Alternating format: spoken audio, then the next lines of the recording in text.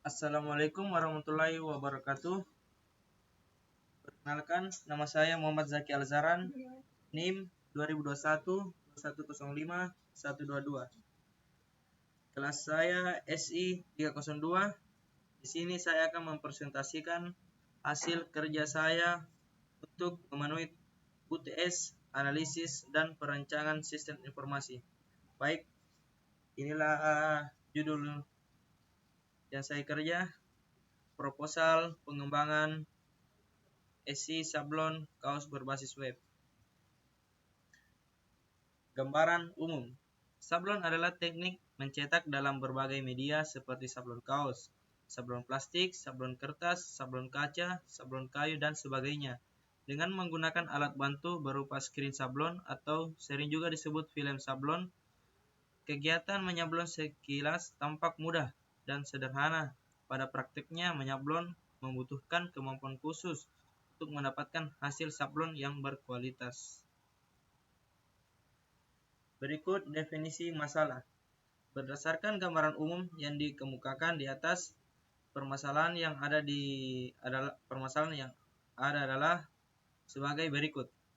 Pencatatan transaksi masih manual, membutuhkan modal yang sangat besar, layanan wilayah pemasaran masih terbatas, pembeli berkunjung ke toko jadi tidak efektif, jadwal buka tutup toko tidak menentu, sering terjadi kesalahan jadwal. Analisis kelemahan sistem lama. Analisis kelemahan sistem lama itu ada 6. Yang pertama itu performance, kedua information, ketiga economic, keempat control, kelima efisiensi, keenam service. Baik, ini berikut pengertiannya. 1. Performance.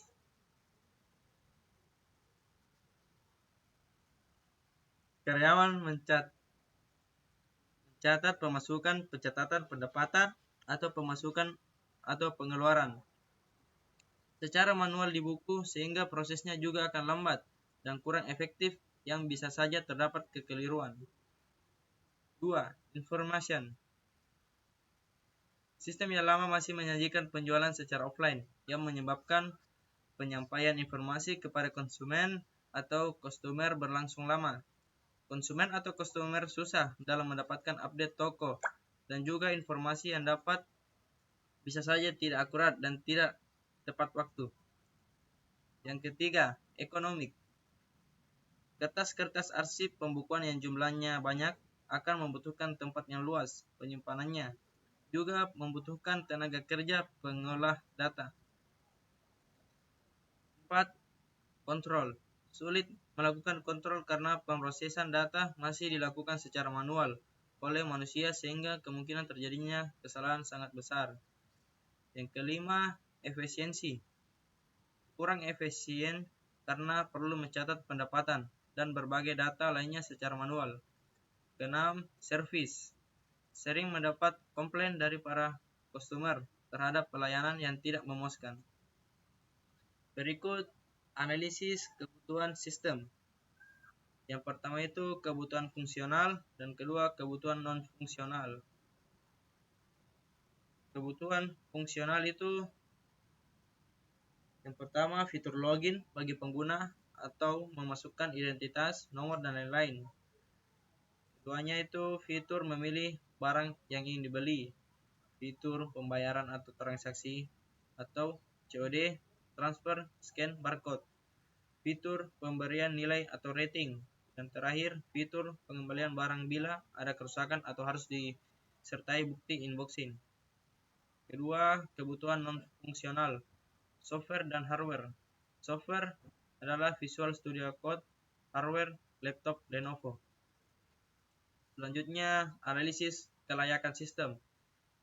Kelayakan 1. Kelayakan sistem teknis. 2. Kelayakan sumber daya. 3. Kelayakan hukum. Berikut penjelasannya. Kelayakan teknis, sistem berbasis komputerisasi yang dapat membuat karyawan bisa langsung menginput pencatatan, pendapatan, atau catatan-catatan lainnya di komputer. Barang yang dijual juga bisa diberikan barcode untuk memudahkan transaksinya. Dengan adanya sistem seperti ini, konsumen bisa dengan mudah memperoleh informasi dan informasi juga akan tersampaikan akurat, update, dan tepat waktu. Hal seperti ini pun juga berguna untuk meminimalisirkan penggunaan kertas karena semua data sudah direkap secara komputerisasi dan juga dapat meminimalkan tempat penyimpanan datanya. Tenaga pengolah yang dibutuhkan juga akan lebih sedikit karena sebagian besar sudah diolah dan disesuaikan oleh komputer. Kedua, kelayakan sumber daya. Penerapan dan pengembangan sistem yang baru membutuhkan sumber daya, khususnya SDM yang mampu mengoperasikan sistem tersebut. Untuk itu diperlukan bimbingan dan pelatihan untuk mengoperasikan sistem tersebut, sehingga pengguna dapat memakai sistem ini dengan baik dan kelayakannya sudah bisa dibuktikan. Dan yang ketiga, kelayakan hukum. Sistem yang diusulkan tidak mengandung materi yang berisi hal-hal yang melawan hukum seperti pornografi, perjudian, kekerasan subversi, dan lain-lain. Perangkat lunak yang digunakan diusahakan perangkat lunak yang berlisensi, ataupun kalau tidak memungkinkan akan dicari perangkat lunak open source yang berlisensi publik. Terima kasih. Sekian dari saya. Wassalamualaikum warahmatullahi wabarakatuh.